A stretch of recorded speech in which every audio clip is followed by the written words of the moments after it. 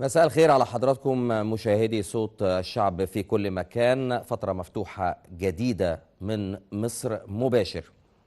حابب أبدأ كلامي مع حضراتكم بتحيا مصر، حقيقي تحيا مصر، لأنه والعزاء وكل العزاء لكل أهالي الشهداء، والعزاء جاء بعد الثأر لشهدائنا اللي ماتوا بشكل خسيس وبشكل غادر جدا في ليبيا.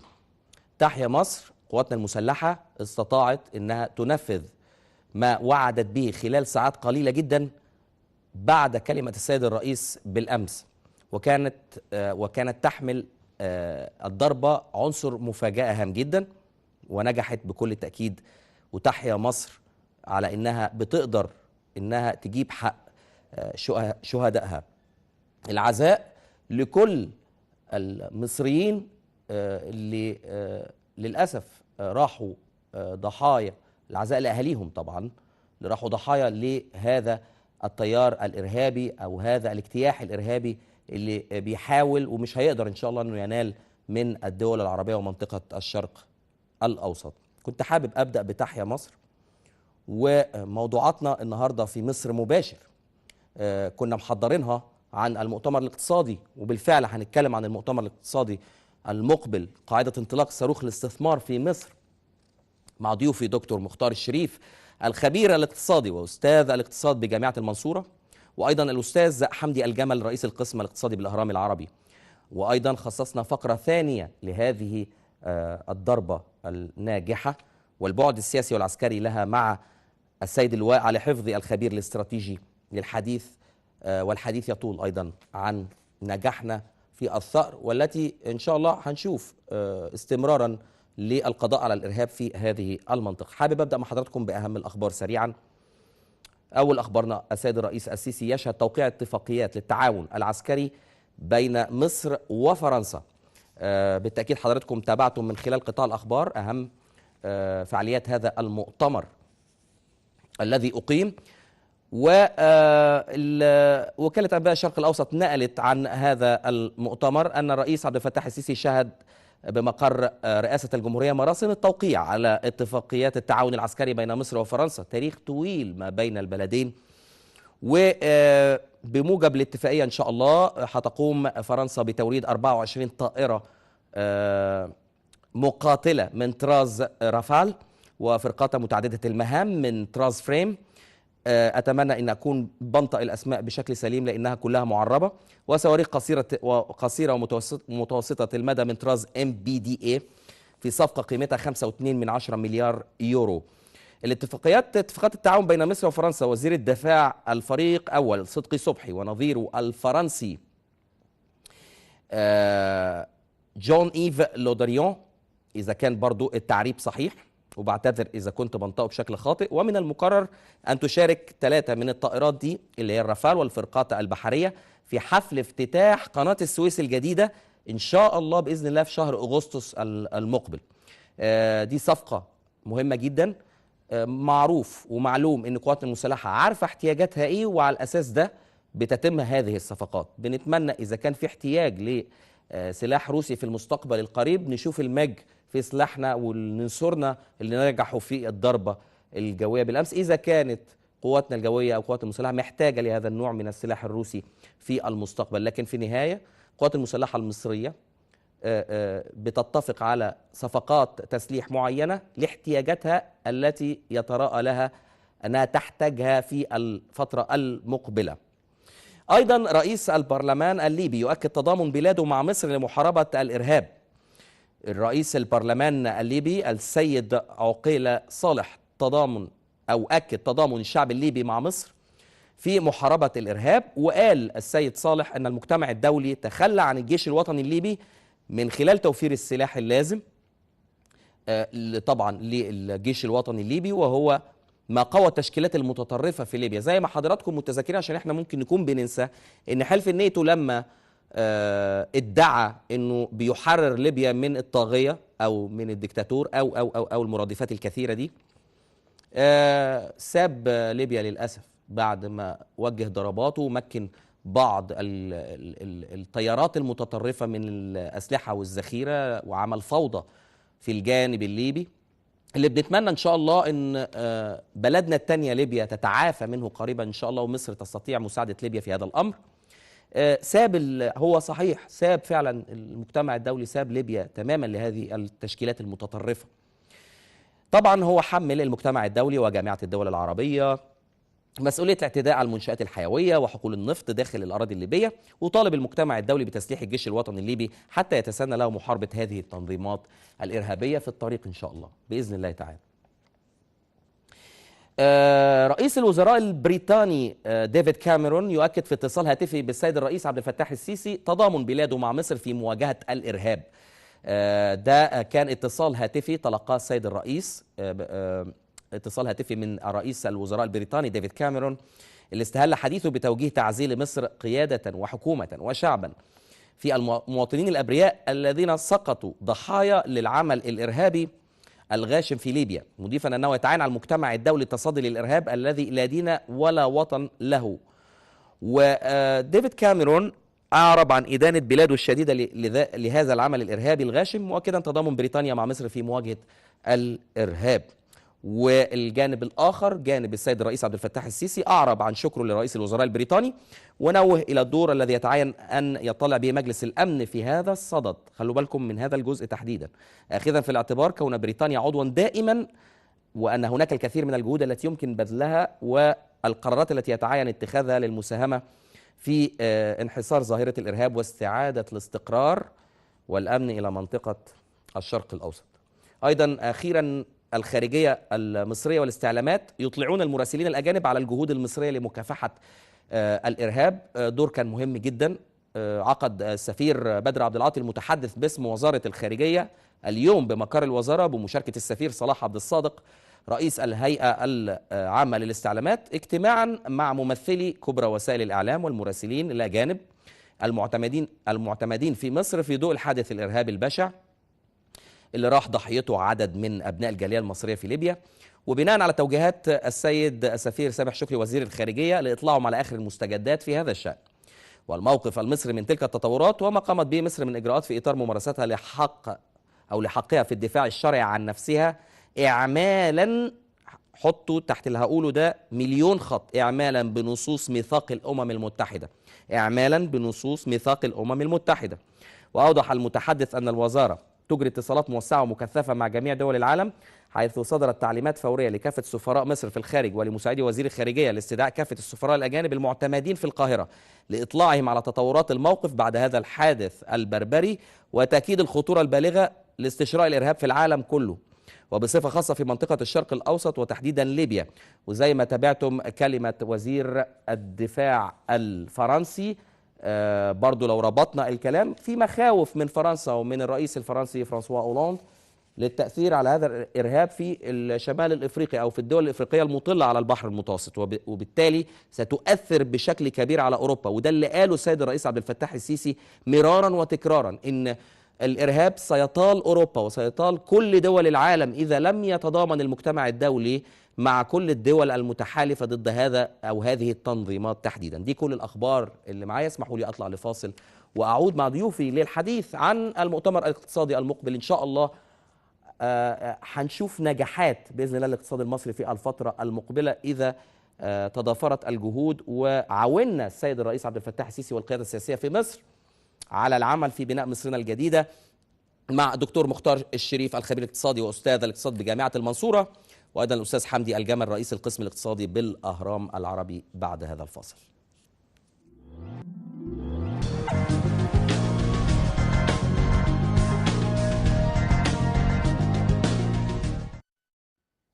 عودة من جديد مشاهدينا ومصر مباشر، والموضوع مصر تنتصر الإرهاب يندحر، المؤتمر الاقتصادي قاعدة انطلاق صاروخ الاستثمار في مصر، مع ضيوفي الأعزاء دكتور مختار الشريف الخبير الاقتصادي وأستاذ الاقتصاد بجامعة المنصورة، أيضا السيد الأستاذ حمدي الجمل رئيس القسم الاقتصادي بالأهرام العربي. برحب بحضراتكم. أهلا بك يا فندم. دكتور مختار، يعني بداية ما يحدث الآن على أرض الواقع من محاولات لإفشال المؤتمر الاقتصادي القادم ولكن إن شاء الله والحمد لله هذه المحاولات يبدو أنها ستبوء بالفشل. وأيضا انتخابات برلمانية قادمة احنا بنطمح أنها تنجح بإذن الله تعالى لاستحقاق الثالث في خارطة المستقبل لاستقرار مصر ولبناء مصر الحديثة. حضرتك بتشوف هل المؤتمر الاقتصادي القادم من الممكن أن يتأثر بمثل هذه الأحداث؟ إلى الآن لم يتأثر بأي أحداث داخلية. نعم. والحمد لله، وده نعمة ممكن نضيفها رب ضرة نافعة. نعم. إن العالم الخارجي بيبص إلى مصر وبينظر إليها وبيقف مع مصر ضد أي محاولات احنا بنشوفها ممكن تأثر على الاستثمار.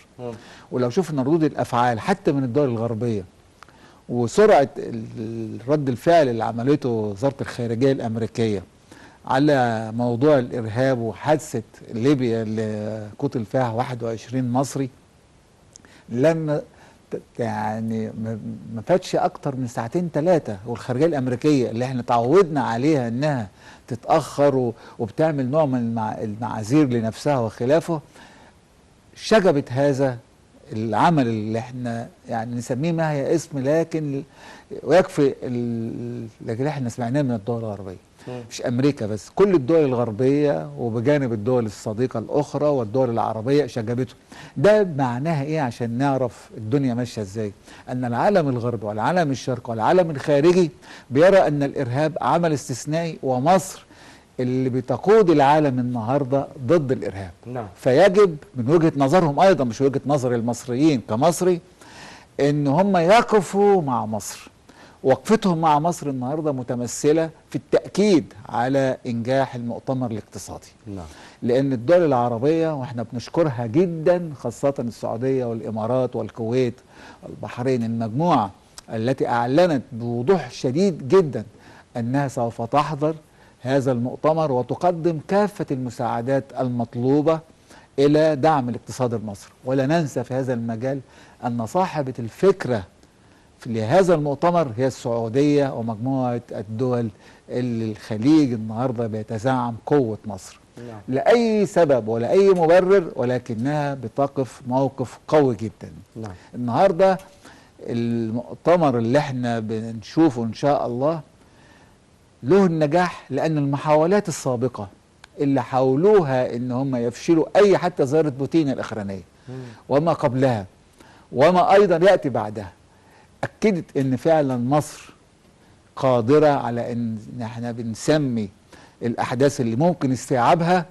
إن ممكن احتوائها أيضا. النهاردة بنرى إن مصر قادرة على احتواء أي مشاكل تحدث من الإرهاب، وبرضه لابد أن نعطي الدول التي بتساعدنا وبتشجب هذا العمل بترى في مصر قادرة على احتواء أي مشاكل تخص منطقة الشرق الأوسط كلها. نعم. وشمال أفريقيا. النهاردة لما سيادتك تطلع على التقارير الأجنبية والتقارير الدولية حول أن هذا الإرهاب الذي يمتد من المحيط الأطلنطي إلى الخليج العربي منطقة شاسعة جدا، ولكن مصر قادرة النهاردة على إحداث التوازن. وكون رد الفعل المصري اللي حصل كان مفاجأة للجميع، حتى من قاموا بهذا العمل الإجرامي. صحيح. لا يمكن لأي حد كان يتصور أن والسيسي بيعلن حالة الغضب التي أشعر بها كل مصري، أن في نهاية حديثه تقوم الطائرات المصرية بضرب هذه المواقع وبدقة اعترف بها الآخرين. أنا كان نفسي يعلن الخسائر التي لحقت بهذه القوى التي دبرت هذا العدوان. سيتم الإعلان عنها بكل تأكيد. الغرب أو في بعض الدوائر أعلنت عنها خسائر فادحة جدا بالنسبة لهم ولم يكن يتوقعوها، وده شيء معناه بالنسبة لنا ان احنا نملك رد الفعل السريع والمبادئة.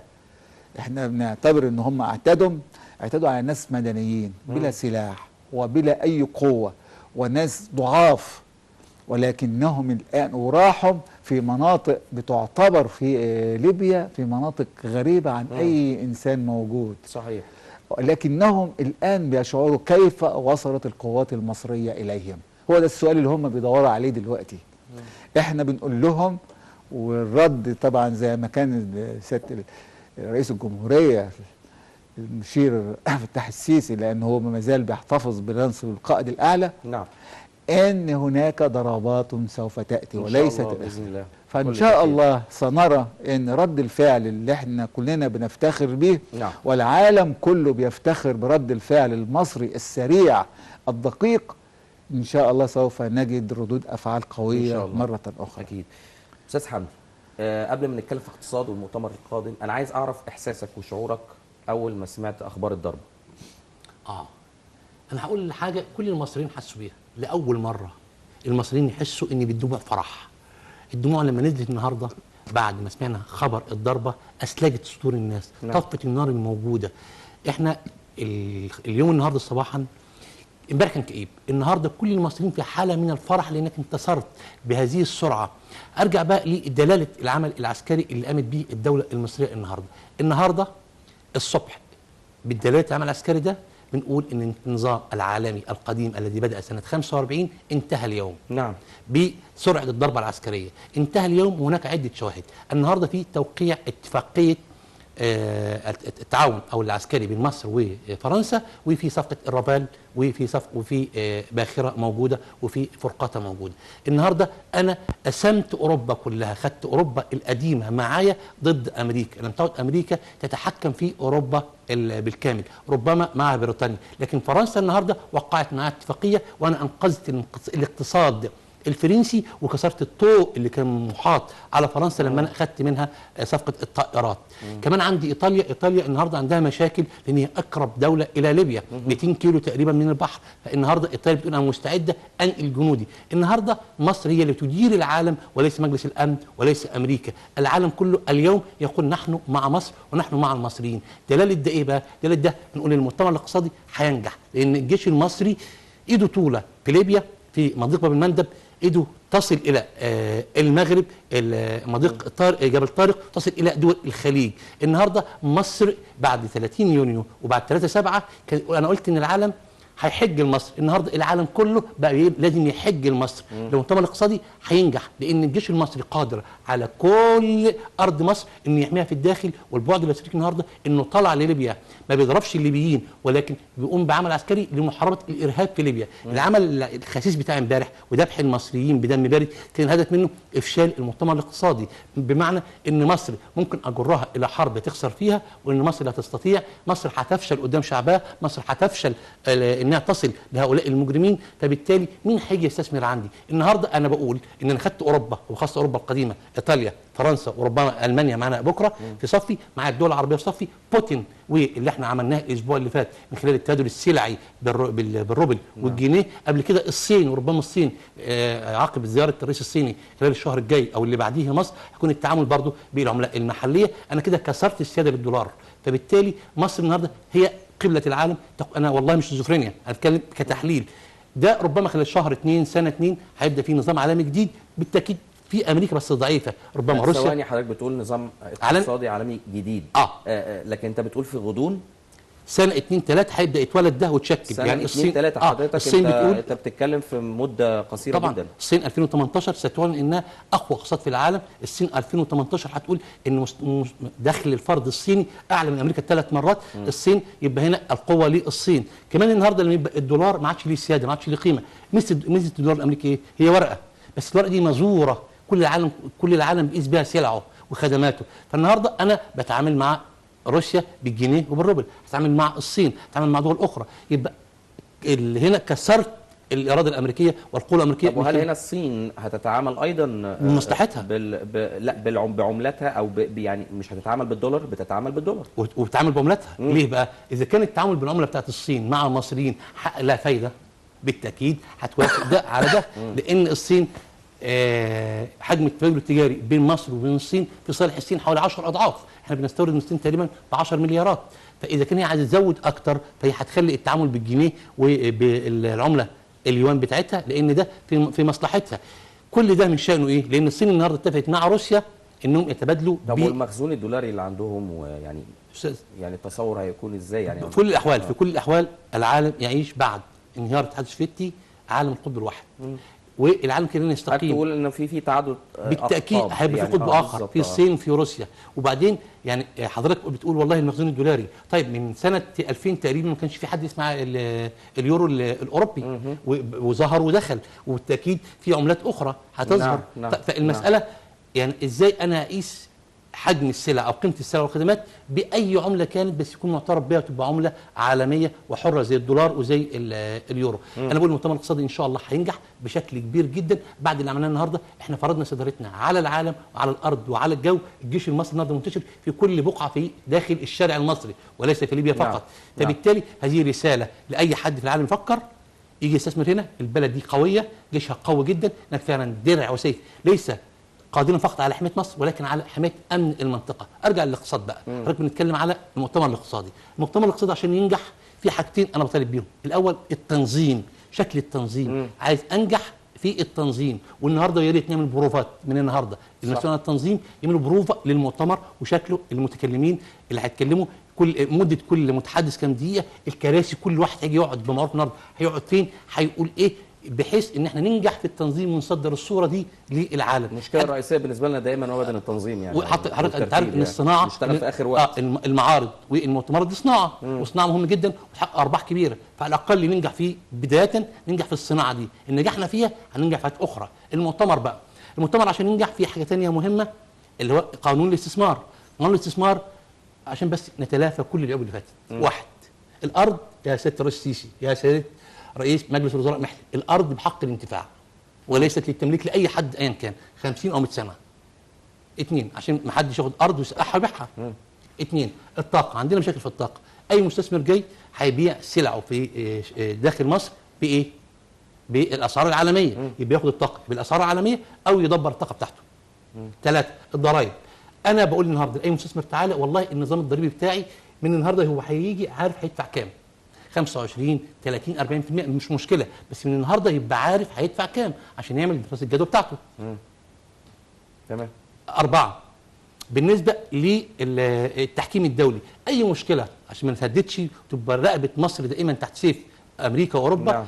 اي مشكله يكون المختص بها عند وجود نزاع بين الدوله المصريه او بين المستثمر يكون ايه؟ المحاكم المصريه هي المسؤوله عن ذلك. اعتقد الاربع حاجات دول لو اتعملوا في القانون. طب في حاجه مهمه بقى كمان، انا كمستثمر معايا 100 مليون او 100 مليار وجاي استثمر في مصر، مطلوب مني الف على المكاتب.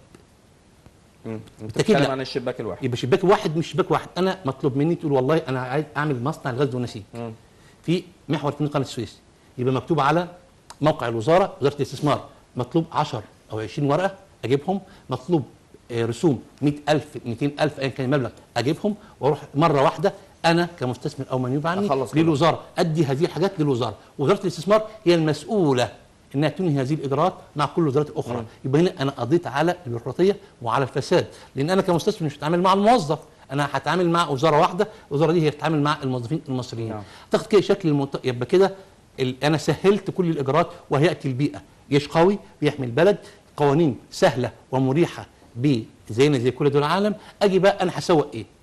انا اتمنى النهارده او بكره نعلن عن محور تنميه قناه السويس.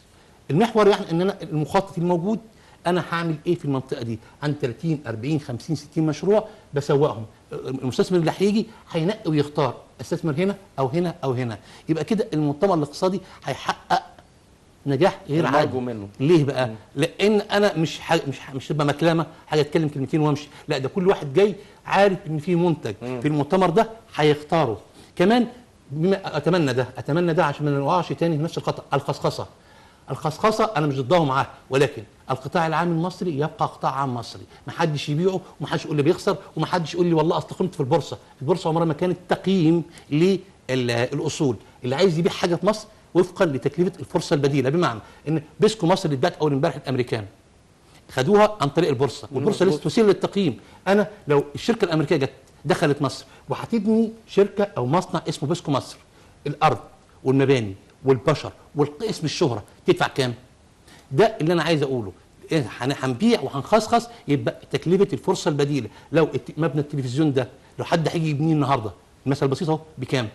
بالعاملين اللي فيه، بالاجهزه، بشهرته، بكام؟ ما ينفعش والله أصل المسبيرو بيخسر عشان كده سعر السهم رخيص اقدر ابيعه. الكلام ده مش هيضحك علينا تاني. ما حدث في الماضي اعتقد انه ما يحصلش تاني النهارده. اعتقد كده الحاجات اللي بس قلتها دي تخلي المؤتمر وتخلي المستثمر وتخلي المصريين كلهم مرتاحين، لان كل واحد عارف دوره ومحدش هيضحك على حد، وفي مصلحه المستثمر جاي فوق راسي يكسب بشرط يحافظ على حق الدوله وحق المصريين. صحيح. طيب دكتور مختار، يعني الاستاذ حمدي تفضل بنقاط كثيره جدا وسريعه وفي الصميم يعني. برضو حابب اعرف راي حضرتك زياره السيد، طبعا في زيارات كثيره جدا للسيد الرئيس وايضا السيد رئيس الوزراء ابراهيم محلب، المهندس ابراهيم محلب، للدول العربيه وايضا السيد الرئيس في دول اوروبا وايضا الى الشرق، يعني ان كانت زيارات بوتين او زياره الرئيس الى روسيا ثم الى الصين وانتظار زياره الصين، واختيار ميعاد المؤتمر الاقتصادي تحديدا الذي يتوافق مع اجازات في شرق اسيا، الاعياد نفسها بتاعت اسيا، الصين ده مهم جدا. لكن بعد هذه الضربه وبعد ما حدث حصل تاكيد من دوله الامارات بعد زياره السيد ابراهيم محلب تحديدا انه دوله الامارات كلها تقف بجانب وبكل امكاناتها بجانب مصر. هل ده اشاره او في اشاره الى الإصرار على إنجاح هذا المؤتمر؟ أنا عايز أقول لسيادتك حاجة مهمة جدا بشوفها في الإعلام ما بيهتمش بيها. فكرة المؤتمر اللي احنا بنتكلم عليه دلوقتي أصلا فكرة من السعودية زي ما أشرت قبل كده ودول الخليج. نعم. وبدأت بمساعدة مصر. أول عنوان لهذا المؤتمر. ومر ب3 مراحل، المرحلة الأولانية كانت عشان مساعدة مصر. عقب 30 يونيو و3/7 بداية ثورة 30 يونيو اللي احنا بنتكلم عليها، ثم تحول إلى مساندة مصر ومحاولة إخراجها من المشاكل الاقتصادية اللي موجودة. نعم. مصر تقدمت وده يشكر القيادة النهاردة أنها تريد من المؤتمر أن يكون مؤتمر للمشاركة. تفرق كتير للمشاركة. نعم. ودي تفرق جوهريا للي بياخدوا الموضوعات ويحللوها. المساعدة ان انا اديك مساعدة تصرفها صحيح وخلص، لكن ان نطلب منك تشاركني نتحمل الخطأ والربح والخسارة مشاركة. نعم. هنا المصلحة تدخلت. فأعلن ان ده مؤتمر المرحلة الثالثة مستقبل مصر. واحنا سميناه مؤتمر المشاركة الاقتصادية. وتم الدعاية والإعلان وجذب المستثمرين على هذا الأساس، من يأتي للمشاركة. أما المساعدة والدعم وخلافه لها مجال آخر. إذا أنت بتتكلم النهاردة بلغة المصالح التي يفهمها العالم جيدا. عشان كده لما الصين تقدمت وقالت أجلوا المؤتمر عشان الأعياد بتاعتنا، فعلا تم تلبية هذه الدعوة بسرعة فائقة وأجلناه من فبراير اللي احنا موجودين فيه دلوقتي إلى مارس. ده معناها إيه؟ إنك بتلبي طلبات من يريدون المشاركة معك. النقطة الثانية أو الثالثة اللي أنا أحب برضو المشاهدين يعرفوها، إن الدعوة لهذا المؤتمر لم تكن لناس معينين أو مؤسسات معينة أو من يريدون مساعدتك فقط. بالنسبة للمساعدة اللي سيادتك أشرت إليها، مجلس الوزراء السعودي برئاسة الملك النهاردة أعلن قراره ودعمه واستنكاره لما حدث امبارح. صحيح. ومستعد نفس الكلمات القديمة قيلت المساعدين لدعمة مصر بجانب كل الدول العربية الأخرى. ده معناه ان الدول العربية النهاردة مستعدية بقى بالمفهوم القديم بالدعم والمساندة، وبالمفهوم الجديد بالمشاركة. أن يكون هناك مصلحة مشتركة، وهذه الأبقى والتي سوف تستمر، اللي احنا عايزينه كمصريين ان اللي يجي لنا مش جاي يعطف علينا او يدينا دعم لان احنا في مشكلة، ده جاي بيشاركنا. ده مفهوم ارجو ان احنا يعني نعتمد عليه ونتكلم بثقة في انفسنا. علشان كده مهم جدا بماذا استعدت الحكومة المصرية لهذا المؤتمر. لو شفنا اللي سيادتك أشرت إليه بأن رئيس الوزراء وغيره من الوزراء زاروا بلدان، هذه الزيارة كانت لماذا؟ للوقوف مباشرة مع من يملك القرار في الخارج، نعم. وتوضيح أي نوع من الحلول أو الإجابات لأي مسائل أو أسئلة تعني في أي موضوع. بنحمد ربنا ان الاجابات التي قيلت هي ايضا اجابات مخلصه، لان من يذهب هناك بيذهب الى نوع من اظهار الحقيقه والموده لكل الناس. نعم. في النقطه الرابعه اللي انا عايز اضيفها للناس برضو المشاهدين يعرفوا ان احنا لما تقدمنا بالدعوات قدمنا لكل من يرغب ان ياتي مصر، سواء للدول، وبالمناسبه بعض الدول بعتت بعثات للدراسة الميدانية في مصر زي إيطاليا وبعض الدول الأخرى، وأيضا للمؤسسات الدولية، ودي أحط تحتها خطين لأن احنا بنعتقد أن المؤسسات الدولية بتقف مننا موقف مخالف أو موقف مضاد أو خلافه، لكن دايما زي ما بنقول دايما أن المصلحة هي التي تبقى، والجميع بيدور على مصلحته والهدف اللي عايز يحققه. نعم. أشير بس إشارة سريعة إن لاجارد اللي هي رئيس صندوق النقد الدولي في آخر تصريحاتها قالت أن مصر لن تتقدم بطلب الحصول على قرض، ولكننا مستعدين لمساعدتها لو طلبت. ده معناها إيه؟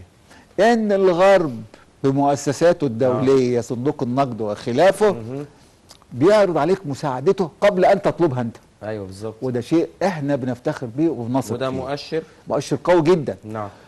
نمرة 2 البيانات والتقارير التي صدرت عن صندوق النقد الدولي وبعض المؤسسات الدولية الأخرى اللي بتديك ترتيبك في التصنيف الائتماني وخلافه كان كله إيجابي لصالح الاقتصاد المصري. رغم ان احنا ممكن واحد يطلع يقول دي كلها كلمات واحنا شايفين واو الاخره، احنا بنرد وجهة النظر الأخرى. المؤسسات دي مش محتاجة تخدعنا أو تكذب يعني. مش محتاجة أصلا، لأنها بتتعامل مع كل الدول العالمية. بالظبط. وإحنا دولة من ضمن الدول العالمية، ومش إحنا اللي مطلعين البيانات بتاعتها، ومش إحنا، هم لهم يعني طرقهم ولهم وسائلهم لمعرفة الحقيقة.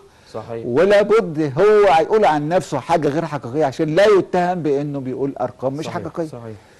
فعلشان كده سواء كانت الدول أو المؤسسات الدولية، واحنا عرفنا رأيهم وعرفنا كل اللي هم بيعدوه لنا بالنسبة لنا، كلها أشياء إيجابية. نعم. مش بنك الدولي بس ومش صندوق البنك لا، ولكن هناك زي البنك الأفريقي، الصناديق السيادية العربية، كلها كمؤسسات دولية بتعمل في المجال الاقتصادي الدولي كلها بترغب في هذا العمل. صحيح.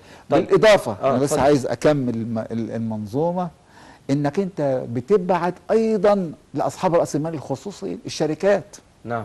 وهناك بعض الشركات بنسميها الشركات ضد الجنسيه، الشركات العملاقه الكبيره، سواء في مجال الاتصالات او مجال الطاقه او مجال النقل او الى اخره، سواء كانت روسيه بالمعنى سيادتك. نعم. وكانت اخر زياره لبوتين في مصر ومعه بعض رؤساء الشركات جدا يعني جدا وتملك من التكنولوجيا ورأس المال القوي انها ممكن تساند مصر صحيح. وتتعامل معها، بجانب بعض الشركات الاخرى عشان ما يبقاش نوع من الاعلان انها بترغب في الحضور الى مصر، وانت دعيتهم كمؤسسات دوليه، بجانب بلس ايضا او بالزائد بعض اللي احنا بنسموه الافراد ممتلئ المال، اللي احنا بنسميهم عندنا مليونيرات او اصحاب راس المال كفراده.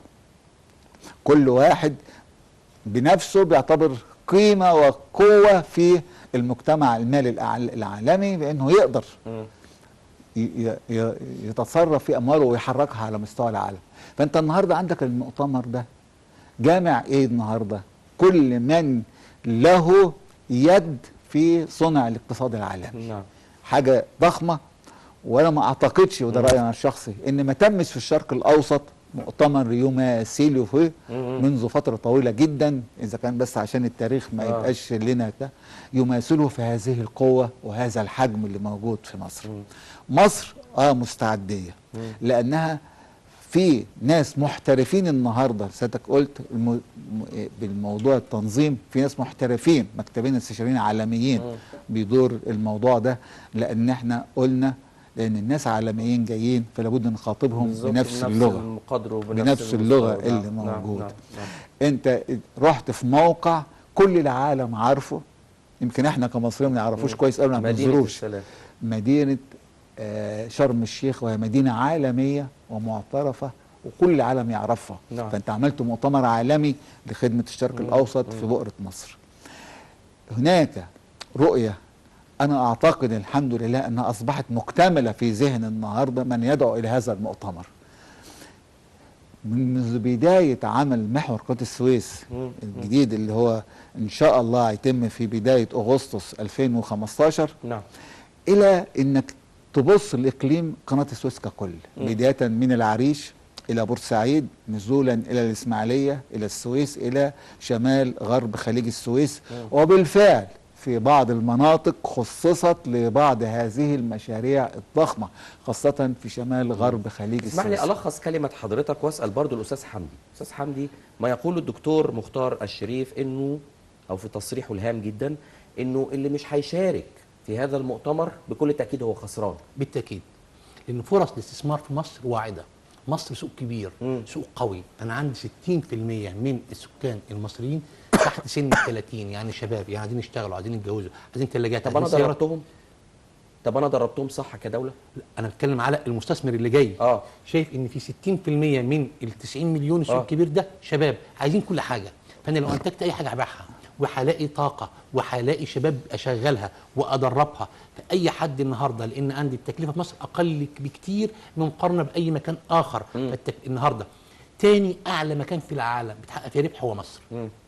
انا بس اخد من كلام الدكتور. هو قال بالنسبه لصندوق النقد الدولي، صندوق النقد الدولي قال بعد احداث يناير ان مصر فيها فجوه تمويليه 12 مليار دولار. وفضل مع المجلس العسكري ضد المشير طنطاوي يقول لهم تعالوا خدوا قروض. المجلس العسكري قال له المشير طنطاوي مش هناخد قروض من صندوق النقد لغايه ما يجي مجلس الشعب. ونفتكر كلنا مجلس الشعب جه وجم الاخوان، والحراك اللي كان بين صندوق النقد وشروط صندوق النقد ورفع الاسعار. بعد 30/6 انت قلت لا، والدوله المصريه قالت لا، انا مش محتاج قرض من صندوق النقد، انا محتاج ان اتعامل مع كل الناس من خلال الاستثمار. زي ما قال الدكتور، انا ليه اقترض؟ طب ما تيجي تشاركني. وحتى بالنسبه للدول العربيه، تعال بدل ما تديني مساعده مليار او 2 مليار، تعال نعمل مشروعات كبيره بالمليار او 2 مليار. انت فلوسك هتحقق ربح، وانا من خلال هذه الاموال هخلق فرص عمل، هعمر الارض، وانت هتكسب وانا هكسب.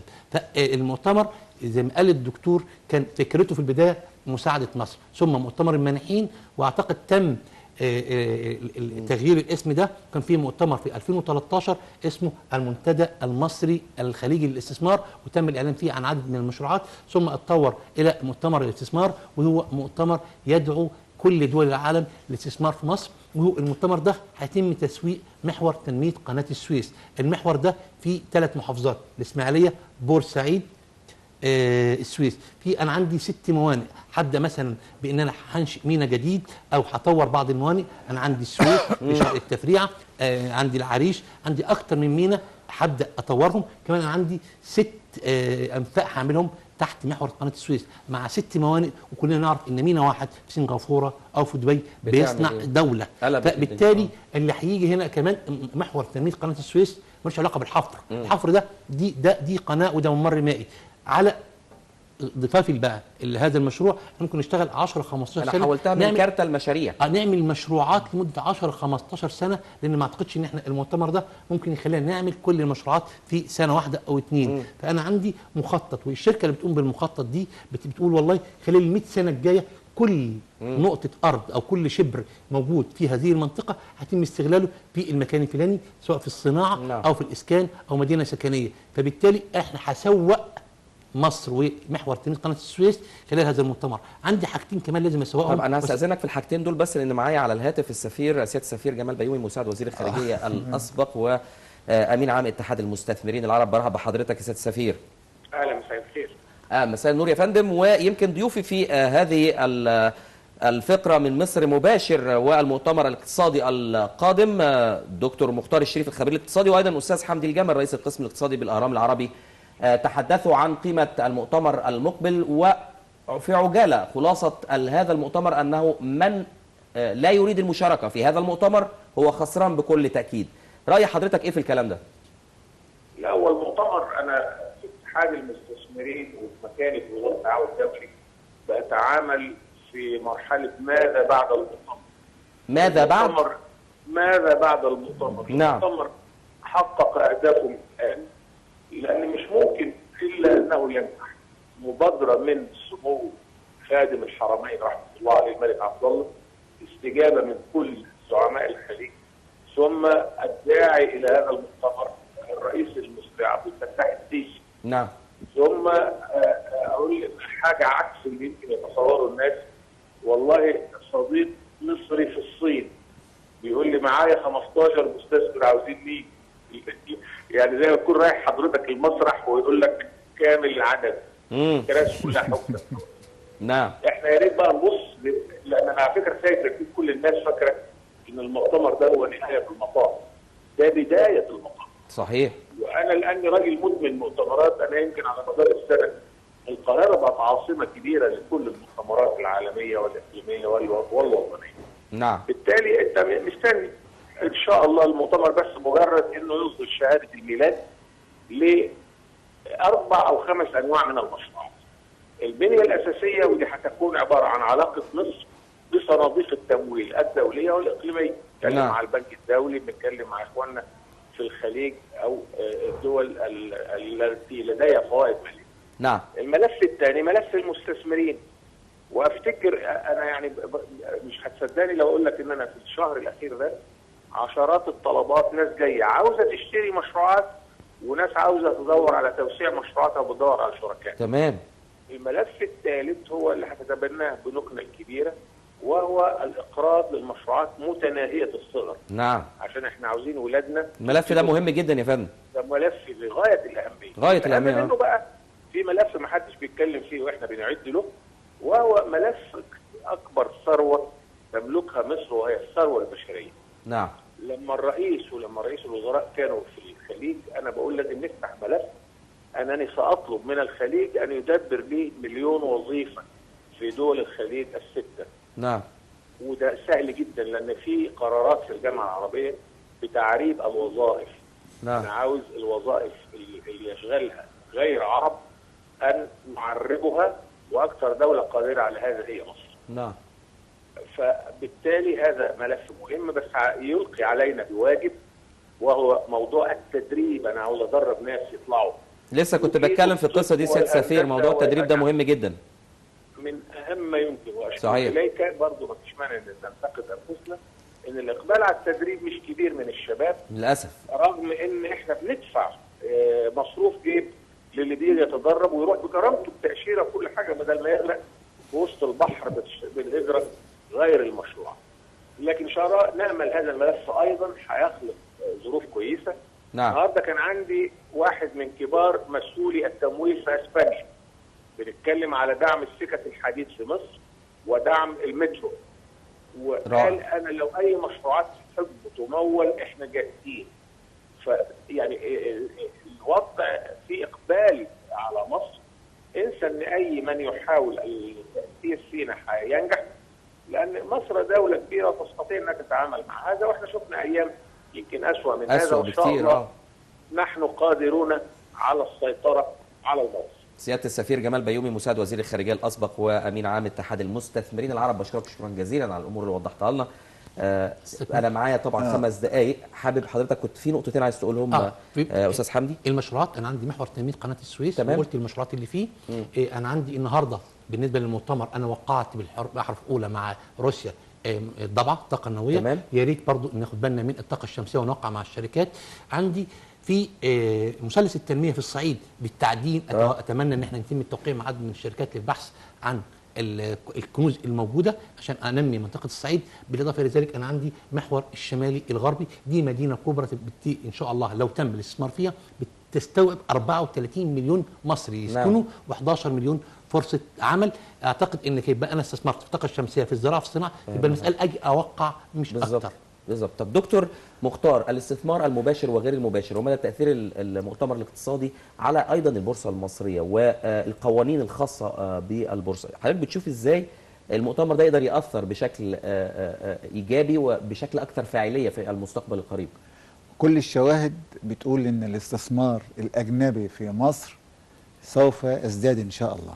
نعم. وما ننساش ان حجم الاستثمار الاجنبي النهارده بيتراوح بين حوالي 2 مليار دولار موجود في مصر. نعم. وده رقم ضعيف جدا للامكانيات، واملنا انها تزيد. كان نعم. وصل في يوم من الايام في 1/7/2011 صفر، ما اعلن المجلس العسكري ان الاستثمار الاجنبي صفر. ثم النهارده حوالي يعني 2 مليار او اكتر شويه.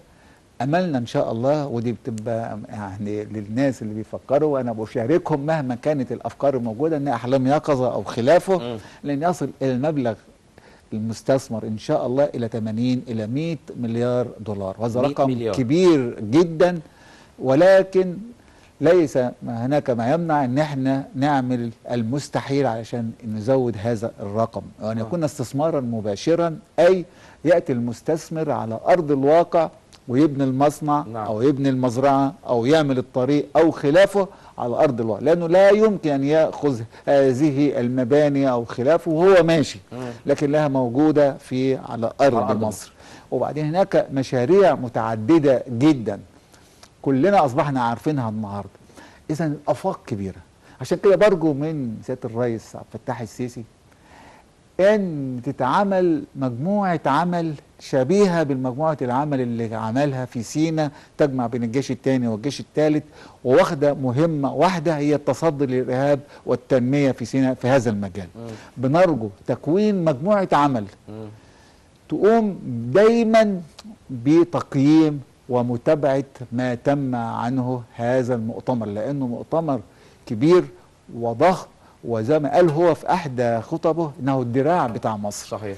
إذا إن إحنا ممكن نستثمر هذه الإرادة وهذه الرؤية في عمل مجموعة متخصصة لمتابعة هذا المؤتمر. نعم. وأنا بطالب أيضا أن يكون هذا المؤتمر ليس الأول والأخير، ولكنه الأول، ثم يأتي بعد ذلك مؤتمر بعد سنة، بعد 2، بعد 3، ويكون مؤتمر دوري على هيئة بعض المؤتمرات الدولية، المؤتمر الأول والثاني والثالث. لأن ده معناها إيه؟ التقييم المستمر للإيجابيات والسلبيات. نعم. وما يمكن تزود الإيجابيات وتتلافى السلبيات التي ممكن طب في تحصل. عجالة أستاذ حمدي في موضوع الاستثمار الغير مباشر. بالنسبه للبورصه، البورصه هي بتنعكس انعكاس للوضع السياسي والوضع الاقتصادي. بالظبط. فلو كان الوضع السياسي مستقر والوضع الاقتصادي مستقر وانا دخلت السوق ده هربح، بالتاكيد بيأثر على البورصه، لكن البورصه بحد ذاتها ليست لها قيمه، لازم يكون في اقتصاد قوي موجود عشان ينعكس على البورصه. البورصه هي مرآة. انا عندي بس حاجه مهمه، انا كنت نشرت خبر كان نزل فيه عن طريق احدى الشركات من الامريكيه في جنوب افريقيا، بيقول ان قطر اشترت حته ارض كبيره في شمال سيناء اللي هي المنطقه العسكريه وهتبدا تبنيها. فانا اتمنى ان حد من الدوله المصريه يرد علينا، هل شمال سيناء تحديدا هل السماح فيها للقطريين يشتروا اراضي ويبنوا مشروعات فندقيه وبعد كده نحط مجسات اسرائيليه او غربيه؟ اتمنى لو الكلام ده صحيح او غير صحيح حد يرد علينا. الكلام ده منتشر في امريكا وشركه جنوب افريقيا، واعتقد قطر بتقول الكلام ده ان انا هستثمر في شمال العيون اتمنى في التوقيت ان حد يقول. انا نشرت في الاهرام، نشرت قبل كده في اكتر من موقع واكتر من تلفزيون، حد يرد علينا يقول والله يطمنا سينا للمصريين فقط. أكيد. أنا بس بالنسبة للاستثمار المباشر والغير المباشر، عند وجود مشاريع جديدة هتنشأ شركات جديدة. الشركات اللي بتنشأ لأول مرة بنسميها اللي هو الإصدار الأولي، اللي هو الحق أيضا دخول البورصة. نعم. طالما كونت الشركة. لكن عند بيع الأسهم الخاصة بالشركة أو أصحاب الأسهم دي للمرة الثانية بيعتبر استثمار، ده اللي احنا بنسميه غير مباشر. فاحنا سواء في المباشر او غير مباشر، هذا المؤتمر ان شاء الله سوف يتبعه انشاء شركات كتيره جدا للاستثمار في البشر وايضا في توظيف الموارد المتاحه في مصر باذن الله. اكيد. دكتور مختار الشريف، الخبير الاقتصادي واستاذ الاقتصاد بجامعه المنصوره، بشكرك شكرا جزيلا على حضورك النهارده يا فندم. شكرا يا فندم. ايضا الاستاذ حمدي الجمل رئيس القسم الاقتصادي بالاهرام العربي، بشكرك شكرا جزيلا على حضورك. بعد الفاصل مشاهدينا هنشوف البعد السياسي والعسكري بعد الضربه الجويه ومدى تاثيرها على المستقبل في مصر مع الخبير الاستراتيجي سياده اللواء علي حفظي بعد هذا الفاصل.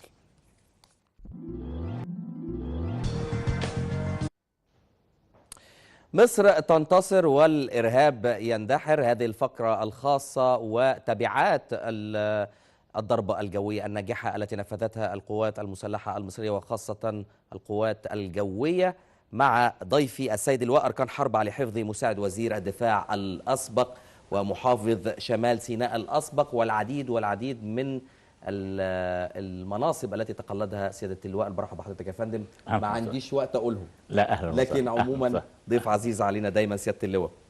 سيادة اللواء، حابب أبدأ مش من الضربة الجوية، حابب أبدأ مما انتهيت منه في الفقرة السابقة، لأنه كان في كلام عرضه السيد الأستاذ حمدي الجامع رئيس القسم الاقتصادي بالأهرام العربي، وقال إنه في محاولات قطرية لشراء أراضي في شمال سيناء والاستثمار فيها ومدى خطورة ده على الأمن القومي المصري. بتشوف حضرتك الكلام ده في إطاره إزاي؟ هو طبعا بالذات لابد أن ننظر إلى سيناء من حيث البعد الاستثماري، واضعين في الاعتبار المؤثرات التي من الممكن أن تؤثر على الأمن القومي المصري من المنظور المستقبلي. نعم. وبالتالي يمكن أنا بتذكر عندما كنت مسؤولا كمحافظ لشمال سيناء، يمكن تناقشت مع القيادة السياسية في أن شمال سيناء قد تختلف نسبيا عن جنوب سيناء، نظرا لأن شمال سيناء تمثل اتجاه التهديد الرئيسي فيما يتعلق بأمن مصر كأمن قومي. نعم. لأن من شمال سيناء بتسقط مباشرة من هذا الاتجاه إلى وسط الدلتا والقاهرة. نعم. وبالتالي يمكن تختلف نسبيا عن جنوب سيناء، لأنها في يمكن معظمها منطقة جبلية وذات طبيعة خاصة تختلف من حيث حتى من البعد العسكري. عندنا استخدام القوات، هتلاقي القوات الرئيسية دايما بتعمل في الاتجاه الشمالي وليس في الاتجاه الجنوبي. نعم. ومن هنا يعني كوجهة نظر بقول يجب أن ننظر إلى سيناء الشمالية بصفة خاصة من حيث البعد الأمني فيما يتعلق بالبعد الاستثماري. ويمكن كان لدي قناعة شخصية بأنه لا تمليك لأي شبر من أرض سيناء الشمالية إلا للمصريين. نعم. وفي إطار ضوابط معينة. إذا كان هناك بعد استثماري ممكن الاستفادة به فيجب أن نضع له الضوابط صحيح التي لا تؤثر على الأمن القومي. صحيح دي النقطة دي يجب أن توضع في الاعتبار.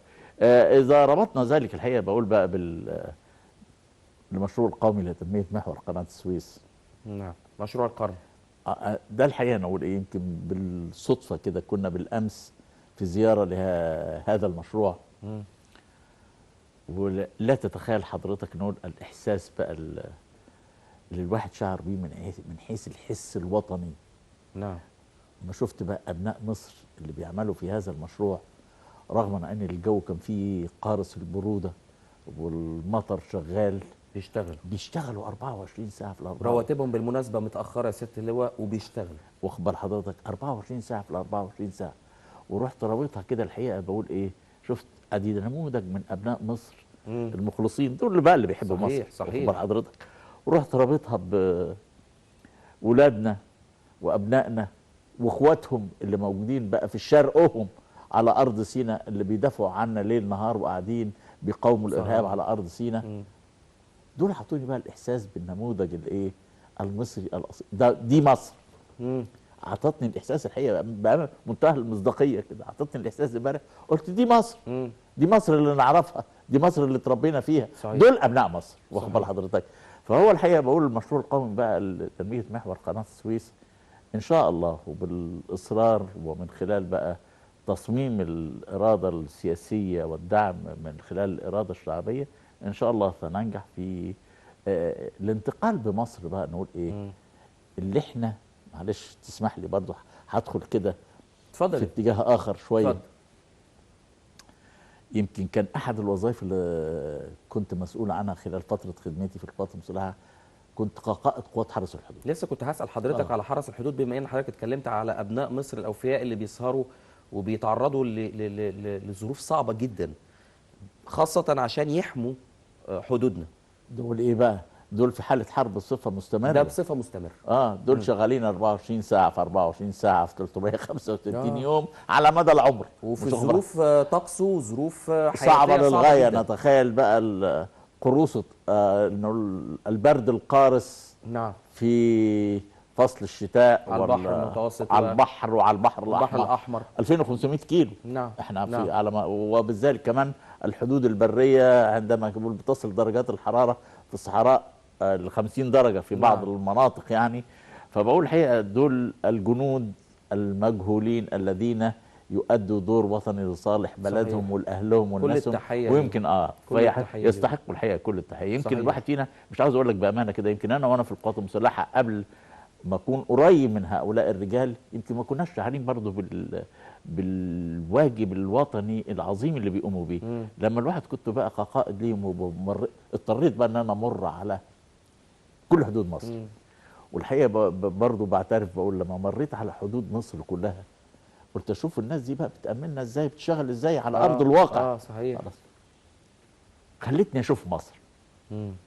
يعني يمكن كلنا معلش مع احترامي كده معظمنا تلاقيه يا دوب عايش في دايره صغيره، انما الصوره بتاعت مصر بكل خيرات مصر دي رجعت بامانه كده مع النفس بعد المرور مرتين كده عشان امر على كل حدود مصر دي. اضطريت امر بقى في داخل يمكن معظم المحافظات. نعم. فلقيت كده مع نفسي قعدت اسال ده احنا ربنا مدينا خير كتير قوي. كل حاجه عندنا، كل حاجه عندنا، كل حاجه فعلا. يعني عندنا مثلا على سبيل المثال 2500 كيلو متر سواحل مليانه خيرات. لو انت تمر كل 20 30 كيلو تلاقيهم مختلفين عن اللي جنبهم. صحيح. يعني ساحل البحر المتوسط من السلوم لغايه رفح يختلف عن ساحل البحر الاحمر من اول كده السويس لغايه حلايب وشلاتين، غير الخلجان خليج السويس وخليج العقبه. خليج العقبه ده لوحده تحفه. كل منطقه سبحان الله يعني ليها من الخصائص وجمال الطبيعه والامكانيات ممكن ما لا يتوفر في جوارها من المناطق الاخرى. عندنا اعذب نهر في الدنيا نهر النيل. عندنا احسن مناخ مستقر في العالم. لما نمسك خريطه الكره الارضيه كده عندنا كام يوم في السنه في 365 ما نقدرش نخرج من البيت. الطاقه الشمسيه احنا ملاك دلوقتي الطاقه المتجدده. كل انواع الطاقه كل انواع الشمس والبحار والهواء والرياح والبترول والغاز. موجود برضه والبترول والغاز. مظبوط. مدينا كل انواع التربه. كل انواع التربه. والله يا ست اللي هو احنا ناقصنا اداره زي الجيش. واخد حضرتك ناقصنا اداره زي اداره الجيش. وصلتنا انا عايز اداره للخلاصه، اداره ذكيه. وصلتنا للكونكلوجن اللي كنت ناوي اقوله. تمام. او الخلاصه يعني. فبقول عندك كل انواع التربه، عندك نقول ايه كل متطلبات الثروه المعدنيه. صحيح. ما بتحتاجش تجيب حاجه. وبعدين الاكثر من كده بقى عندك اكثر من ثلث اثار العالم. الله. قلت بقى مش ناقص. ايه اللي ناقص؟ اداره. ان احنا نشتغل وفعلا كيف ننمي بلدنا. فبلدنا محتاجه مننا الحقيقه. فبقول المشروع القومي لتنميه محور قناه السويس لعله يكون البدايه ان شاء الله للانطلاقه بمصر في الاتجاه اللي احنا اكيد طيب انا هاخد من كلام حضرتك وقصه ما تملكه مصر من ثروات كثيره جدا، وهذا المشهد اللي بنشوفه على الويندو مع الساده المشاهدين وهي الضربه الجويه التي نفذت فجر اليوم. السيد الرئيس كان بيتكلم، ودي حاجه انا احترمتها بشكل شخصي جدا فيه، انه لم يتقدم بالعزاء قبل تنفيذ هذه العمليه والثأر لهؤلاء الشهداء. يعني بالبلدي كده اخلاقيات الصعيدي المصري وشهامه الرجل المصري الصعيدي الاصل، انه عمل الضربه بعد كلمته بساعات قليله جدا وبيخلص كلمته. يعني في اتقان، في تحديد للمهمه، في نجاح للمهمه. اشتغلت ما اتكلمتش كتير. خليني اكون يعني دقيق شويه في كلامي. اشتغلت حقيقي وما اتكلمتش كتير. ازاي بقى اعكس الضربه دي، لان هنتكلم عنها بالتفصيل، للواقع اللي بعيشه مع الترهل اللي بنشوفه في الادارات المختلفه لمؤسسات الدوله المختلفه؟ هو تسمح لي برضه بقول في الجزئيه دي يمكن بتتميز المدرسه العسكريه بان هي بتعتبر المؤسسه التي تدير شؤونها من خلال منظومه اداره علميه. نعم. ما اعرفش اشتغل بدون الاداره العلميه في القوات المسلحه. نعم. يعني في زي ما بيقولوا كده يمكن السوفت وير او المنهجيه خلاص متبرمجه. وادي مثل صغير كنموذج. يعني ضابط القوات المسلحه من يوم ما بيخش الكليه الحربيه لغايه عاوز اقول لك مثلا قبل ما ابقى مساعد وزير الدفاع بتحضر دورات تأهيل متعددة في المستويات المختلفة، ومش ممكن تنتقل من مرحلة إلى مرحلة إلا إذا اجتزت بنجاح الشق العلمي والتدريبي في كل مرحلة من هذه المراحل. العمليات دي ما فيهاش مجامله إطلاقا. ولا فيها محسوبيه. بقول إيه، بعلمك وجهدك وخبرتك نعم. ونتائجك، نتائجك في الاختبارات ونتائجك في وفي قيادتك وفي نجاحك في تحقيق الأهداف المطلوبة منك. نعم. فبقول فبتتبرمج منذ البداية حتى النهاية أن هناك في منهجية علمية في تناول أي أمر من الأمور. تفتكر حضرتك أن الضربة دي الجوية دي وليدة رد فعل صدفة كده؟ لا طبعا. ولا الأمور دي مدروسة قبل كده، وإن لو حصل ولو حصل بتعمل كده التوقعات وتقدير الموقف. نعم. بحيث وتدي المهام وتبقى جاهزة. لدرجة ساعات بنقول إيه، ده أنا بعمل الدراسات دي تبقى جاهزة في الدرج كده، يوم ما بيحصل بطلعها من الدرج جاهزة. واديك مثل بعتبره سر بقى حوله لأول مرة اهو. اتفضل. أنا في حرب أكتوبر كنت مسؤول على مستوى القوات المسلحة عن أعمال الإصلاح خلف خطوط العدو على مستوى القوات المسلحة. فعدد كبير من المجموعات هيشتغل في سيناء. اللي كان بيشتغل قبل الحرب بيبقى عدد محدود عشان لا ينكشف، وبالتالي كان مطلوب بقى طالما داخلين حرب هذا العدد هيزيد. نعم. تفتكر بقى لو ما كنتش مجهز لكل مجموعة الملف بتاعها بالمتطلبات بتاعتها، سليم، بكل ما هو مرتبط بالمهمة اللي هي هتاخدها مبكرا، وهي جاهزة متدربة عليه مبكرا. أنا خدت الأمر الإنذاري قبلها يمكن ما فيش 36 ساعة. هل تفتكر لو كنت مانيش جاهز كده بكل الملفات دي كان ممكن الناس دي تعرف تشتغل؟ ازاي في 36 ساعة بقى هتبتدي تعمل؟ فبالتالي المنهجية عندنا انك انت بتبقى جزئية التقدير المسبق. صحيح. عندك الرؤية المسبقة، ما تستناش ردود الافعال. صحيح. يعني دايما بنتوقع ايه الاحتمالات اللي موجودة ونتنبأ بيها ونبتدي نعمل لها التخطيط الذي يجابه هذه المواقف. وبالتالي عندما يحدث الموقف خلاص طلع الدوسيه، هتلاقي الوحدات الجوية اللي نفذت هذه المهمة لديها هذه المهمة مسبقة. انك تبقي جاهزة في حالة كذا كذا كذا كذا انها تقوم بالمهمة الفلانية. طب ممكن يبدر للسيد المشاهد لماذا العملية بعد ما حدث؟ يعني ليه ما كانتش بدري شوية؟ برضو لازم بشكل منطقي افهم السيد المشاهد الكريم ان كل شيء ليه توقيته، او يعني في امور بتبقى ليها حسابات اخرى المواطن الطبيعي او البسيط لا يعلمها. هي نقطة مهمة برضو. خلينا نقول ايه، يعني انا دايما نقول ايه في الامور المرتبطة بمصير الدولة يجب الا نجعل العواطف تتدخل. نعم. الامور يعني تحسب بشكل منطقي. لازم. نعم. ده بدرس الابعاد والنتائج والتأثيرات وما فينتج نتيجة صحيح. ذلك. صحيح. وبالتالي عندما تعمل اي قوات مسلحة خارج حدود الدولة، يعني انا مسموح لي داخل حدود الدوله اعمل اللي انا عايزه. خارج حدود الدوله دي لابد ان تكون مدروسه دراسه ايه بكل ابعادها الاقليميه والدوليه والداخليه. نعم. طيب خليني اسال حضرتك سؤال دقيق شويه، او هو ممكن يكون شائك بس يعني. اتفضل. محاوله توريط الجيش المصري في حرب بريه ضد داعش في سوريا والعراق، ورفض السيد الرئيس عبد الفتاح السيسي لهذا الامر.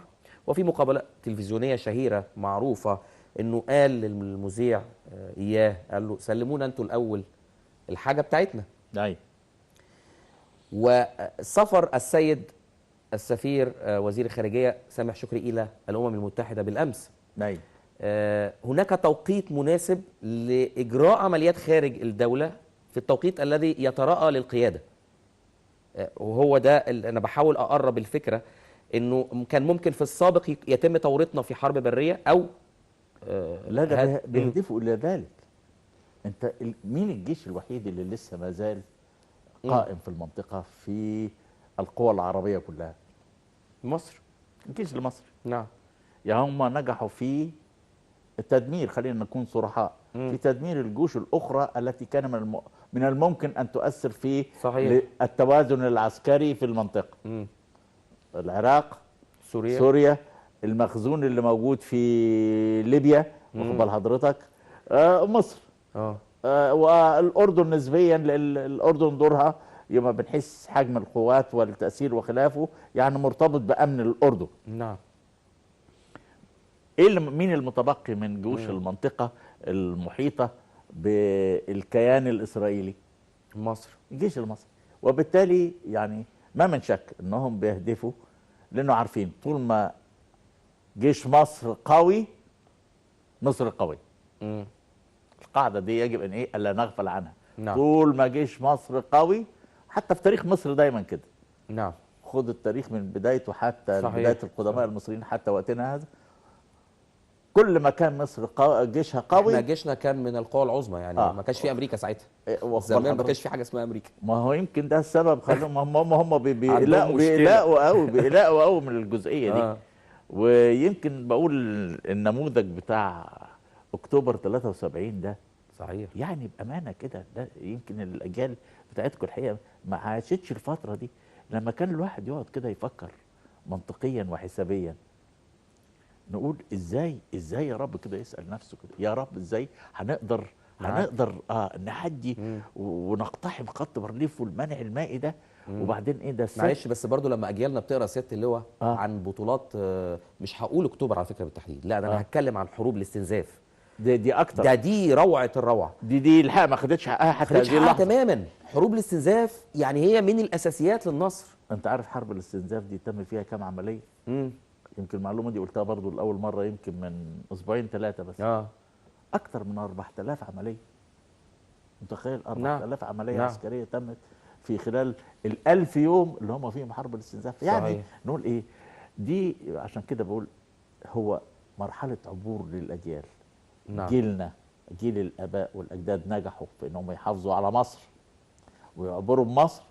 مطلوب منا بقى احنا في مرحله جديده نحافظ. كيف نحافظ بقى على مصر ونعبر بمصر ان شاء الله الى مصر المستقبل، بحيث نقول ايه ازاي مصر دي نحطها في المكانه التي تستحقها. صحيح. واضعين في الاعتبار كرأي شخصي، بلاش نبص للاحداث كده كاحداث، لا احنا ما زلنا مستهدفين. المخطط الدولي ما زال مستمر. وهديك مثل. يعني بص كده شويه الشواهد اللي حوالينا. الله، ده السيد رئيس امريكا بيستقبلهم في البيت الابيض وفي الخارجيه، وبيعملوا لهم حزب خلاص، وفي نفس الوقت مش عارف بعت لنا ناس يشوفوا الاوضاع السياسيه ماشيه ازاي وهنعمل ايه، وبريطانيا بعتلنا بتوع مجلس العموم عشان يشوفوا الدنيا ماشيه ازاي، والبعض من اللي داخل عمالين يلخبطوا لنا في موضوع سعر الدولار ومش الدولار، عشان تصريحات من البرلمان الاوروبي كده شكلها مش طبيعي. تصريحات المؤتمر المجلس الاوروبي، واخد بال حضرتك. عسكريا قاعدين يشغلوا لنا برضه، كان لسه عاوزين يعملوا عمليه من يومين في شمال سيناء ضد مظبوط الشيخ قسم شرطه الشيخ زويد وتم تفجير السيارتين قبل الوصول. بقول لك دول لو كانت اتنفذت العمليه دي كانت هتبقى اضعاف اللي كانت قبل كده. نعم. فيعني بيحرك لك الانشطه اللي فيها ميليشيات عسكريه، البعد الاقتصادي بيحاول ياثر عليه. كل ده ليه؟ طول ما هم حاسين انك انت مصمم وفي إرادة شعبية وإرادة سياسية على تحقيق أهداف مصر، وشايفين أن مصر بتعبر تنتقل من مرحلة إلى مرحلة. هو عايز يعطل المراحل، عايز يعطل. أنا عشان كده بقول إيه، كل هدف ما يجري ده كيفية، هم حاطين هدف كده كيفية استمرارية حالة عدم الاستقرار في مصر. يعني هي دي الإيه الهدف. ولما لقاك أنت النهاردة، معلش كرأي شخصي تحليل شخصي، الله ده أنت النهاردة حققت نسبة نجاح عالية في سيناء، الله ده بيشدنا النهارده بقى في الاتجاه الغربي. الاتجاه بيحاول يفتح لك جبهة ايه؟ جبهة جديدة. نعم. فمثل هذه الامور بقى الاستراتيجية حساباتها، معلش مع احترامي نقول انا سعيد جدا بان الضربة الجوية تمت في الوقت المناسب، لانها حققت ايه بقى؟ سيبنا من حتى من الاهداف العسكرية. لا ده بتوصل رسائل مهمة قوي. نحب نتعلم ده. دي نمرة 1. لا اوعوا تنسوا ان مصر دي لا ليها قدرتها، ولا تقبل ان حد يمس ما مواطنيها او ابنائها ابنائها او امنها. خلاص. صحيح. دي رساله خلاص. رساله تانية، خلي بالكم ده جيش مصر، ده جيش جاهز ومستعد وينفذ اي مهمه طالما قد تؤثر على امنه القومي. نعم. شيء هيؤثر على امن القومي، لا اخرج له بره بقى. والسيد الرئيس قال مسافه السكه. مسافه السكه. اخرج له، واخد بال حضرتك. وعشان كده يمكن سالت قبل كده نفس السؤال، قلت لهم لا، الموضوع كراي شخصي برضه بقول ان الخروج خارج حدود الدوله ده لا يتم الا عندما نشعر ان هناك تهديد لامن مصر القومي. صحيح. بكل تاكيد. حابب برضو اخد راي حضرتك، لانه الاطار اللي بتتكلم فيه سيادتك موجود من توجيهات السيد السفير وزير الخارجيه السيد سامح الشكري. انت قلت لي حكايه السفر لامريكا عشان يحضر مؤتمر الارهاب. لانه هو هنا اكد حاجه مهمه قوي. انه ما قامت به مصر من اجراءات في اطار ممارستها لحق الدفاع الشرعي عن النفس. ايوه. بس دي انا قلت في الاخبار وانا بقراها في البدايه، حطوا 100 خط تحت دي، اعمالا بنصوص ميثاق الامم المتحده. بقول لك ايه؟ لا برضو انا بتكلم في الاطار القانوني والاطار والمواثيق الدوليه، عشان ما حدش يقعد يتكلم كتير في نغمه ان الجيش المصري بيطلع بره مصر. انا بتكلم في الميثاق. ايه؟ الله، هو دول جايين عايزين يهدونا ويقولوا لنا يمشوا على حسب ما هم عايزين. لا، اللي يجي ناحيتنا تتكسر ايده. معلش مع احترامي. تمام. سليم. الله، طب لا انا برد على قناه. لا قناه ده لا اعتبار للناس دي، معلش مع احترامي كده. يعني ايه، ما يصحش نشغل نفسينا قوي بيهم اكثر من اللازم. نعم. ولكن على الجانب الاخر بقول لا بقى، احنا المصريين دلوقتي احنا اذكياء وشعبنا واعي، وبنفهم دلوقتي المسرحيات اللي بتعملوها دي، ان احنا بقى بنشجب وندين. هو حلف الناتو عمل ايه في ليبيا؟ وفي الناحيه وعلى الجانب الاخر انت عمال تدعمه وعمال تديله وعمال تخطط له. الله. خلي التمثيليه بتاعت مسرحيه الدبلوماسيه والسياسه دي في جانب، انما الواقع شيء ثاني. ما هو مين اللي عمل داعش؟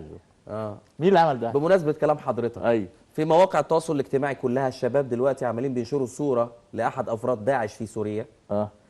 هو واقف فوق العربيه السياره الدفع الرباعي اللي عليها المتعدد، وهو يعني مشمر كده البدله العسكريه بتاعته. وفي وشم على دراعه. وشم امريكي. هو شخصيه، هو امريكاني يعني. وحتى مضمون الوشم يدل ان هو مخابرات امريكيه او بيعمل من قبل مجموعات المرتزقه اللي بتعينها المخابرات الامريكيه وبتشغلها في الدول. اشكرك انك قلت الكلمه. انت مش عارف ان هم موظفين شركات اسمها شركات مرتزقه بيدفعوها لتنفيذ مثل هذه الاعمال.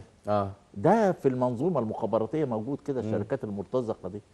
طالما في حد بيمول وبيدفع هم مش خسرانين. هو بيجيبوا ناس بتدفع الفلوس وناس بتيجي تحقق لهم اللي هم عايزين دون مشاركه من جنود جيشهم في تحقيق هذه المصالح. بالمناسبه الشركات دي يا فندم، كان انا اتذكر كان في تصريحات لمسؤولين روس ما قبل يناير، وحذروا من اللي بيطلعوا فوق الاسطح وقناصه من هذه الشركات. ايوه، محترفين يقتلوا في الناس عشان يقوموا الدنيا. هم بياخدوا المحترفين اللي خلصوا خدمتهم العسكريه يشكلوا منهم هذه مجموعات او شركات. المهم بس تيجي الناس اللي تدفع.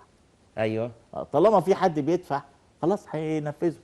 نعم. فهو في الجزئيه دي بقول من المهم جدا احنا يعني لا ننظر للحدث في حد ذاته فقط، ولكن لابد من احنا ننظر الى الابعاد والابعاد. نعم.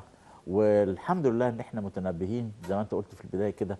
بيحاولوا كانوا يورطونا بشكل ما او باخر، وسنظل مستهدفين من خلال مثل هذه الضغوط. وعشان كده بقول في الجانب الارهابي لا ينحصر فقط بعد اذنك يعني اتفضل في الجانب العسكري. نعم. يعني البعض الحقيقه متخيل ان هو بس جانب عسكري، لا، ده في ارهاب سياسي، في ارهاب اقتصادي، نعم، في ارهاب اجتماعي، في ارهاب اعلامي. صحيح. واخد بال حضرتك؟ كل ده بجانب الارهاب العسكري فيما يتعلق موضوع الميليشيات. ولكن الحمد لله يعني بقول ايه، مصر اصبحت واعيه ولديها الرؤيه ولديها القياده السياسيه التي ترى الامور برؤيه مستقبليه مع تقييم سليم للموقف واراده شعبيه بتدعم هذه القياده السياسيه في كل المواقف. ومن هنا ما نقلقش على مصر. اكيد.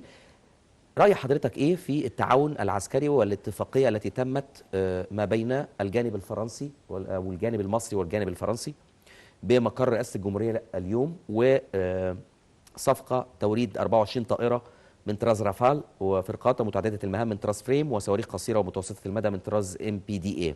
صفقة قيمتها 5.2 مليار يورو، وتمت ما بين وزير الدفاع المصري الفريق أول صدقي صبحي ونظيره الفرنسي جون إيف لودريون. الصفقة دي بتشوفها ازاي، وخاصة الطائرة المقاتلة رافال؟ النقطة الأولى المهمة قوي عشان توصل برضو للسادة نعم. المشاهدين، إن ما حدش يتخيل إن صفقات السلاح إنها تجارة. قبل ما تكون تجارة فهي سياسة. يعني ما فيش دولة توجد علاقة استراتيجية في نعم. التسليح ما لم يكون هناك توافق استراتيجي في السياسات التي تخدم الطرفين. نعم. وبالتالي ده ارتباط، في نوع من الارتباط الاستراتيجي ما بين الدولتين، وهذا يعني أن فرنسا تشعر بأنها يمكن عندما تقترب من مصر في هذا الاتجاه، نعم. فهي بتحقق نوع من المصالح الاستراتيجية لفرنسا في المنطقة. نعم. البعد الثاني وهو أنك النهاردة فعلا بتدي برضو رسالة أخرى، أن مصر قادرة على أنها يكون جيشها لديه تنوع في التسليح. نعم. ولا يعتمد على جهة واحدة من الجهات. يمكن تشوف النهاردة صحيح في تسليح أمريكي، لكن النهاردة بنضيف ادي السلاح الفرنساوي. صحيح كان في قبل كده الميراج الطيران الفرنساوي، أيضا في تسليح روسي منتظر إن شاء الله أن يأتي، وبالتالي يمكن في تعاون مع الصين في بعض المجالات الأخرى العسكرية. من هنا بقول أدي جيش مصر بقى، عشان تبقوا فاهمين إن جيش مصر ده إيه، مش مجرد لا، ده جيش أصبح على مستوى راقي جدا من القدرات والإمكانيات التي تجعله يستطيع أن يقود منظومة عسكرية بتنوع في التسليح. نعم. الطائرات الرافال دي بالحقيقة بتضيف بعد استراتيجي يمكن كنا بنفتقده نسبيا في قواتنا المسلحة. هل هي طائرات هجومية أم دفاعية؟ هي طائرات استراتيجية. يعني هي من حيث المدى والحمولة. يعني والنقطة دي برضو أحب أوضحها للسادة المشاهدين، إن يعني كان الفرق بيننا وبين الطيران الإسرائيلي إيه؟ F-15A. كان هم لا أيام الحرب، حتى في حرب أكتوبر كان عندهم هم الفانتوم والسكاي هوك، واخد بال حضرتك؟ واحنا عندنا عندنا الميج والسخوي. خلاص. الفرق كان ايه ما بين الاثنين؟ ان دي طياره دفاعيه مداها من حيث الطيران، الديوريشن بتاع الطيران نفسه ما يزيدش عن 30 40 دقيقه، الحموله ما تزيدش عن طن ونص. على الجانب الاخر الفانتوم بتشيل 6 طن، بتطير ساعتين ل3. واخد بال حضرتك؟ انت النهارده بقى بتاخد الطياره اللي كنت مش موجود لديك مثل هذه الامكانيات دي، تطير عدد من الساعات وتشيل حتى يمكن اكثر من 7 8 طن. وبالتالي اصبح عندك القدره انك انت تستطيع ان تصل بقى مناطق بعيده الى زي ما كانوا هم بيقول لك اليد الطوله. لا، هيبقى عندنا ان شاء الله اليد الطوله التي تصل لاي بقعه يبقى في منها اي تهديد لمصر. صحيح. سياده اللواء علي أركان حرب علي حفظي، مساعد وزير الدفاع الاسبق ومحافظ شمال سيناء الاسبق، انا بشكرك شكرا جزيلا على حضورك النهارده، وتحيا مصر. وتحيا مصر. تحيا مصر. بشكر حضراتكم شكرا جزيلا مشاهدينا على حسن المتابعه. لامل اللقاء وفترات اخرى مفتوحه لكم مني كل التحيه. كان معكم محمد احمد، الى اللقاء.